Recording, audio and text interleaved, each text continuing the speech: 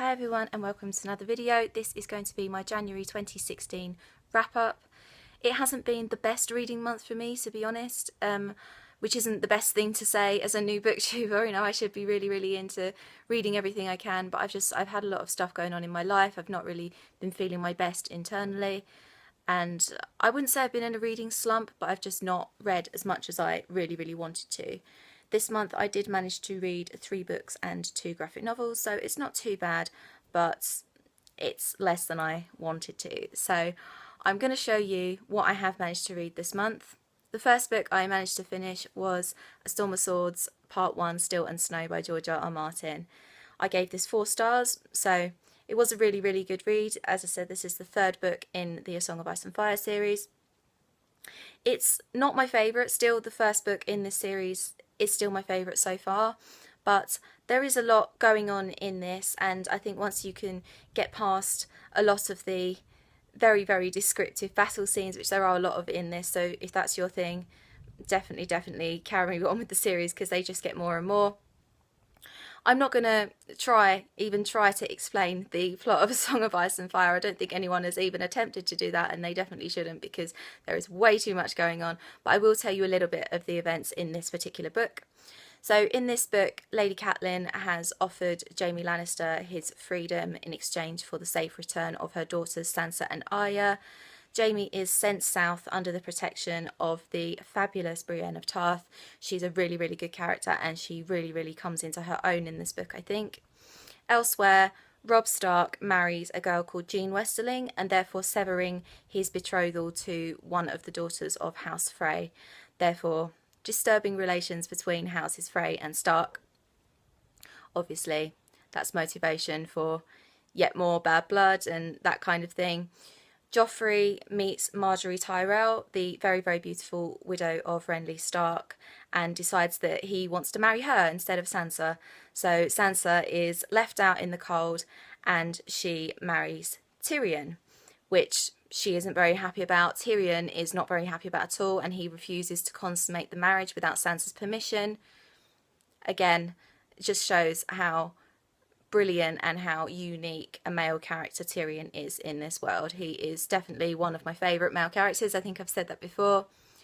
Also in this book, Arya and her friends meet a group of people called the Brotherhood Without Banners, and she meets the Hound, which she has a kind of long-term hate for, due to everything that he's done. That he's murdered innocent people, he's murdered a couple of her friends before. So that is all going on there. Also, elsewhere, Jon and Ygritte's relationship becomes sexual, and it really develops in this book, and it is a beautiful love story. It really is, and because I've seen the TV show, I know what's going to happen, and it hasn't happened yet. I think it happens in the second part of this, which I'm going to mention in my next video. So yeah, I'm because I know what's going to happen, I'm just kind of reading their relationship in this book, and I'm just thinking, oh my god, this is going to destroy me when I relive that all over again. And also, of course, Daenerys has bought the Unsullied in exchange for Drogon, but she then forces them to turn against their masters, and she heroically frees the slaves of Astapor. So that is a very brief summary of the events of A Storm of Swords Part 1. So yeah, as I said, I gave it 4 stars. There's a lot going on, but it's yeah, definitely again recommend this series. The next book that I am going to show you is Mind Your Head by Juno Dawson. I did a review on this. I gave it 4 stars on Goodreads, and I mentioned when I hauled it in my last video that it is a non-fiction about teenage mental health.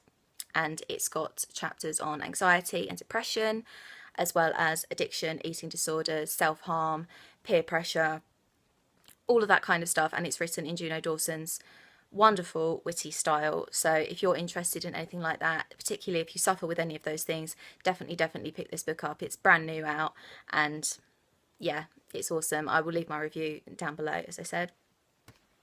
The next book I'm going to show you is the only book that I gave 5 stars to this month, and that is Six of Crows by Leigh Bardugo. Again, I did a review of this on my blog, so I will leave that review down below as well.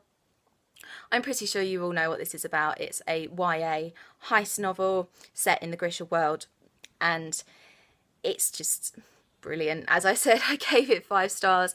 There is some beautiful, beautiful lines in this that I still cannot even, no words at all. Some brilliantly crafted characters as well. Leigh Bardugo is a master at doing that, and definitely recommend it. As I said, I will leave my gushing review down below so you can have a look into that if you are interested. The graphic novels that I managed to read this month, I said in my TBR that I wanted to read a lot of them, and I just didn't get round to reading all of them at all. I did read 2 of them though, the first one being Fables Volume 1, Legends in Exile. I did only give this one 3 stars. It was okay, it's just that I wasn't as into it as I thought I would be. Having said that, I probably will pick up the 2nd volume. It's about fairy tale characters living in the real world. This story follows the Snow White character and the Big Bad Wolf character. They are detectives and they are trying to find out what happened to Snow White's sister, because they have found a lot of blood in her apartment and she is missing. So they just go on a little adventure to find out the truth of what happened. There is a little bit of a twist at the end, which did kind of throw me off. I didn't see it coming, so that's why I got 3 stars and not less. But I mean, it's an okay series as far as I can tell. It's not, certainly not an amazing series, I would say. And the last thing I managed to read this month is Saga Volume 5. I just finished this actually, so yeah, it's all very fresh in my mind. As you know, with Saga, it's very, very crazy. A lot of weird alien creature sex and violence going on, and it was really good. I said also in my TBR that I thought this was the last volume. Ending of this strongly suggests that it's not, so apparently there are going to be more Saga volumes, which is awesome because I love Saga. I gave this one 4 stars. So that is my January wrap up. As I said, it's not as big as I hoped it would be, but I've had a lot going on, as I've said, so I will see you soon for another video. I will leave my reviews and all of my social media down below so you can chat to me on that, and I will see you very soon. Bye bye.